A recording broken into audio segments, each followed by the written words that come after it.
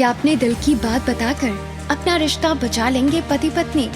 विक्रम के दिल में आरोही के लिए हमदर्दी क्यों उठी? आखिर क्यों आरोही और विक्रम इतने पास आकर भी दूर जा रहे थे? विक्रम की असलियत जानने के बाद अब उन दोनों के पास बोलने के लिए कुछ बचा नहीं था, इसलिए वो वहां से जाने लगे। रुकिए, आरोही से माफी मांगिए। आप इस तरह से मेरी बीवी की बेइज्जती करके बिना माफी मांगे नहीं जा सकते। बेटा, हम तो बस फैमिली होने का फर्ज निभा रहे थे। ये फर्ज अगर आप मेरे पिता के मरने के बाद निभाते तो शायद आज पूरा खानदान एक ही होता। हमें माफ कर दो आरोही। मेरा ये सीक्रेट अगर तुम लोगों की जबान से निकल के किसी और के कानों तक पहुंचा तो याद रखना, उसके बाद तुम लोगों की जबान से कभी कुछ नहीं निकलेगा। तुम चिंता मत करो विक्रम, तुम्हारा सीक्रेट मतलब हमारा सीक्रेट किसी को पता नहीं चलेगा। We are a family after all. ये आखिरी बार है जब आप मेरी और मैं आपकी शक्लें देख रहा हूं। इसके बाद we are not a family. Good bye. Sachin और संजीव उससे आंखें चुराते हुए वहां से अपने आदमियों के साथ निकल गए। उनके जाते ही आरोही और इंद्राणी ने राहत की सांसें भरी। इंद्राणी ने आकर प्यार से विक्रम को थप्पड़ मारा और कहा, ऐसा भी क्या सीक्रेट कि तूने इतने सालों तक अपनी माँ को भी अंधेरे में रखा? आई एम सॉरी माँ। कोई बात नहीं, मैं तुझे नहीं बता सकती बेटा कि तुझे ऐसे अपने पैरों पे खड़ा देखकर मुझे कितनी खुशी हो रही है। वैसे आरोही, थप्पड़ तो तुम्हें भी पड़ने चाहिए। इंद्राणी ने उसे छेड़ते हुए कहा, तुम दोनों के बीच इतना कुछ हो गया और तुमने भी मुझे नहीं बताया। माँ, तू चुप रह, तुझसे तो मैं कल निपटूंगी।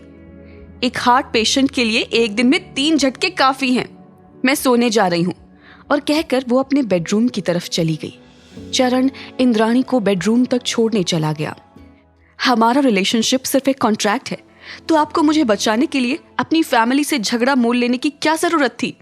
मैं जो कुछ करता हूँ अपने लिए करता हूँ। झूठ मत बोलो, सिर्फ अपने लिए नहीं, अनन्या के लिए भी। ये कहते हुए आंखों में आंसू लिए आरोही सोने के लिए चली। विक्रम बहुत कुछ कहना चाहता था, लेकिन चुपचाप उसे जाते देख वहीं खड़ा रहा। इतने में चरण वापस आ चुका था। सरकार, आप मैडम को सब सच क्यों नहीं बता देते? क्यों नहीं ये बता देते कि आप उनसे प्यार करते हैं? क्योंकि कोई फायदा नहीं चरण, अगर वो मुझसे प्यार नहीं करती तो उसके लिए रिश्ता सिर्फ एक कॉन्ट्रैक्ट ही है, और अगर वो मुझसे प्यार करती है तो ये कॉन्ट्रैक्ट जब खत्म होगा तो दोनों को बहुत तकलीफ होगी। बेटर यही है कि मैं ये तकलीफ अपने तक ही रखूं। पर किसी को भी तकलीफ क्यों हो सरकार? क्या इस कॉन्ट्रैक्ट को इग्नोर नहीं कर सकते? वैसे भी आप अनन्या मैडम को जरा भी पसंद नहीं करते। सूर्यकांत नहीं होते तो आज हम में से कोई यहां नहीं होता चरण। उनके इतने एहसान है इस फैमिली के ऊपर, उसके बदले उन्होंने कभी कुछ नहीं मांगा। पर सर, गुरु दक्षिणा सैक्रिफाइस मांगती है चरण, ये मेरी गुरु दक्षिणा है। चरण भी सूर्यकांत से मिला था और आरोही को देख के उसे कहीं ना कहीं सूर्यकांत की याद आती थी। क्या ऐसा पॉसिबल है कि आरोही ही सूर्यकांत की बेटी हो? ये ख्याल उसके मन में आया तो वो तुरंत अपने रूम में गया और विक्रम के बड़े भाई आलोक को फोन घुमाया। हेलो सर, एक बात पूछनी थी। क्या ऐसा पॉसिबल है कि सूर्यकांत के कोई बच्चे हों? चरण, तुम तो जानते हो कि अपनी पूरी लाइफ में उन्हें सिर्फ एक ही औरत से प्यार हुआ था, पर क्योंकि उसकी शादी कहीं और हो गई थी तो वो पूरी लाइफ अकेले ही रहे। पर सर, इसका मतलब ये तो नहीं कि उनकी कोई औलाद ही ना हो। हो तो सकता है, मैं पता लगाता हूँ। अगर उनकी कोई औलाद है तो उसकी हेल्प करके हम उनके एहसान को चुका सकते हैं। जी सर, जैसे ही पता लगे मुझे भी इन्फॉर्म कर दीजिएगा। अगली सुबह उठ के आरोही काम पर गई तो उसे मोहित ने बताया कि सारे क्लिनिक्स एक नई पॉलिसी अडॉप्ट कर रहे हैं। उसके मुताबिक किसी ने भी नेशनल साइंस ओलंपियाड में टॉप 25 रैंकिंग पाई हो तो उन्हें हर महीने 5,000 रुपए का बोनस मिलेगा। ये सुन के आरोही खुश हो गई, पर उसे याद आया कि वो सर्टिफिकेट उसके घर के ऊपर वाले कमरे में थे। उसे अपने घर वापस जाने के ख्याल से भी गुस्सा आ रहा था, लेकिन उसके लिए वो सर्टिफिकेट लेना बहुत जरूरी था। काम खत्म हो जाने के बाद वो अपने घर गई। वो बिना इधर उधर देखे सीधे अपने पुराने कमरे की तरफ जाने लगी कि उसे एक आवाज आई, आरोही, व्हाट अ प्लेजेंट सरप्राइज। उसने मुड़ के देखा तो वहां अनन्या खड़ी थी और उसके पीछे ड्राइंग रूम में ध्यान से देखा तो उत्कर्ष, साक्षी, विक्रम और देवेश भी बैठे हुए दिखे।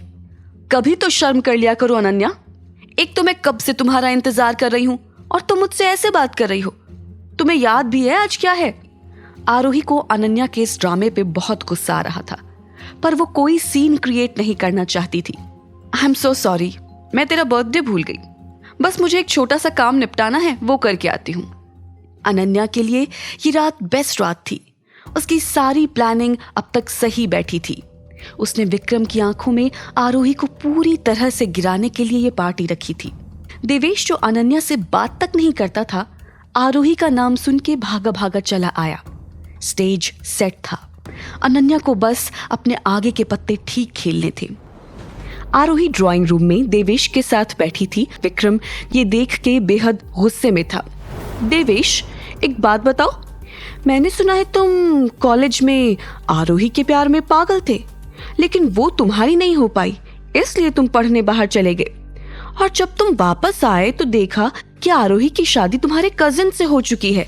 स्टोरी क्या है यार? स्टोरी कुछ नहीं है, जैसा तुमने कहा सब वैसा ही हुआ, एक्सेप्ट द फैक्ट कि कल जब मैंने आरोही से पूछा तो उसने हाँ कर दिया। क्या बात कर रहे हो? Congratulations you guys.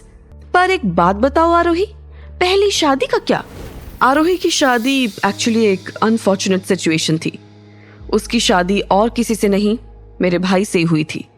कुछ दिन बाद वो और आरोही डिवोर्स ले लेंगे, उसके बाद ही मैं और आरोही शादी करने का सोचेंगे। विक्रम के चेहरे पर साफ लिखा था कि वो इस कॉन्वर्सेशन से कितना अनकंफर्टेबल था। उसने अनन्या की तरफ देखा तो वो बातों का रस ले रही थी। ओह, पर यार मैंने सुना कि आरोही प्रेग्नेंट है। साक्षी, तुझे भी ना गॉसिप करने की गंदी आदत है। इतने सालों बाद दो प्यार करने वाले मिले हैं, हमें इस पे चीयर्स करना चाहिए। उसने ग्लास हवा में उठाया और कहा, cheers to Aarohi and Devesh. ये सुनते ही विक्रम खड़ा हो गया और बाहर की तरफ जाने लगा।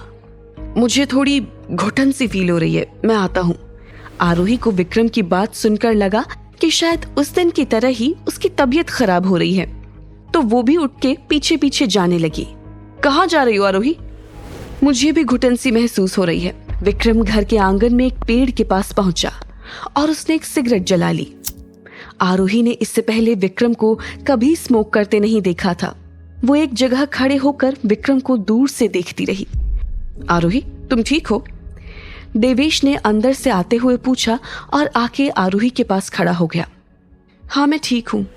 ये सुनकर देवेश को अच्छा लगा, लेकिन अगले ही पल वो विक्रम को स्मोक करते हुए देख के शॉक हो गया। उसको भी कोई आइडिया नहीं था कि विक्रम स्मोक करता है। उसने हमेशा ही विक्रम को बहुत स्ट्रॉन्ग और इंडिपेंडेंट इंसान के तौर पर देखा था, लेकिन इस वक्त विक्रम बहुत ही अकेला और हारा हुआ लग रहा था। विक्रम भाई स्मोक कब से करने लगे?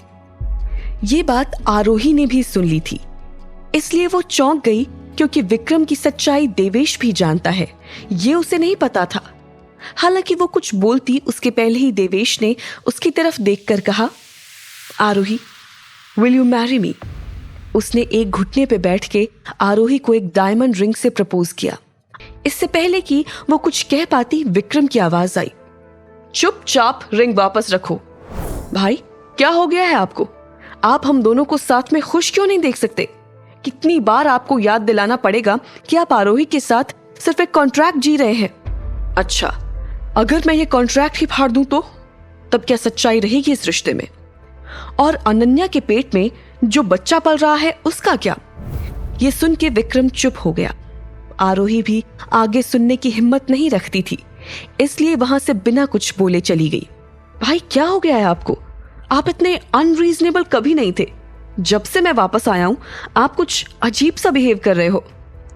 आरोही भी जब आपके आसपास होती है अजीब सा बिहेव करती है। क्या हो गया है भाई? मुझे लगता है मुझे आरोही से प्यार हो गया है। प्यार नहीं है, ये ओछापन है। प्यार होता तो आप दूसरी शादी क्यों करते? शादी और प्यार में बहुत फर्क होता है देवेश। शादी एक मजबूरी या एक कॉन्ट्रैक्ट हो सकती है, प्यार कोई कॉन्ट्रैक्ट या मजबूरी नहीं समझता। मैं अनन्या से शादी जरूर करूंगा, पर वो मेरी मजबूरी है। पर मुझे आरोही से प्यार हो गया है। शायद मैं उसके सामने ये कभी ना कह पाऊं, पर सच यही है। पर भाई, अनन्या के साथ शादी तो सूर्यकांत जी की आखिरी ख्वाहिश है ना, उसका क्या करेंगे? शायद मैं वो दिन ही ना देख पाऊं। पिछले कुछ दिनों से मुझे बहुत चेस्ट पेन रहता है। कल खून की उल्टियां भी हुई थी। पूरा अच्छा खासा चेकअप करने के बाद डॉक्टर्स फिगर आउट नहीं कर पा रहे हैं कि दिक्कत क्या है। तो शायद जब तक मेरा और आरोही का कॉन्ट्रैक्ट खत्म हो तब तक मैं भी खत्म हो जाऊं। देवेश कुछ कहने की स्थिति में नहीं था। उसे अपने भाई की बहुत चिंता हो रही थी और साथ ही साथ ये एहसास भी था कि वो कहीं न कहीं एक बार फिर से हार गया था। इस बार जब उसे लगा था कि वो आरोही से शादी करने ही वाला था, वो फिर से हार गया। पर यह बात उसने विक्रम के सामने नहीं आने दी। आप टेंशन मत लो भाई, मैं काफी सारे डॉक्टर्स को जानता हूं जो हमारी मदद कर पाएंगे। आपको कुछ नहीं होगा भाई। देवेश, मैंने हमेशा तुम्हें अपने सगे भाई की तरह माना है। मैं आरोही के लिए तुम्हारी फीलिंग समझ सकता हूं। अगर मैं कॉन्ट्रैक्ट खत्म होने तक ना बचूं तो आरोही की सहमति के साथ तुम दोनों अपनी नई जिंदगी शुरू कर सकते हो। पर जब तक मैं जिंदा हूं, प्लीज मुझे ये फैसला लेने पर मजबूर मत करो। भाई, आप किसी बात की चिंता मत करो। मैं ऐसा कुछ भी नहीं करूंगा जिससे आपको बुरा लगे। बाहर से देवेश और विक्रम चलते हुए आए। राजवीर, आप यहाँ आरोही के साथ बैठ जाइए। अनन्या, तुम अनन्या कहना चाहते थे? स्लिप ऑफ टंग हो गया होगा। कोई बात नहीं, हो जाता है। नहीं, मेरी अपनी जबान पर बिल्कुल ठीक काबू है। विक्रम आरोही के पास जाके बैठ गया। आरोही को भी समझ नहीं आ रहा था कि क्या चल रहा है। अभी थोड़ी देर पहले तो देवेश ने उसे प्रपोज किया था और अब वो विक्रम को उसके पास बैठने को क्यों कह रहा था? देवेश ने तय कर लिया था कि अब वो कभी आरोही की तरफ उन नजरों से नहीं देखेगा जैसे उसने आज तक देखा था। पर वो मन ही मन जानता था कि उसके लिए भी ये मुश्किल होगा, क्योंकि वो आरोही से बेहद प्यार करता है। क्या देवेश आरोही से दूर रह पाएगा? क्या दो भाइयों के रिश्ते में आएगी दरार? क्या आरोही कभी ये जान पाएगी कि विक्रम के मन में उसके लिए क्या है?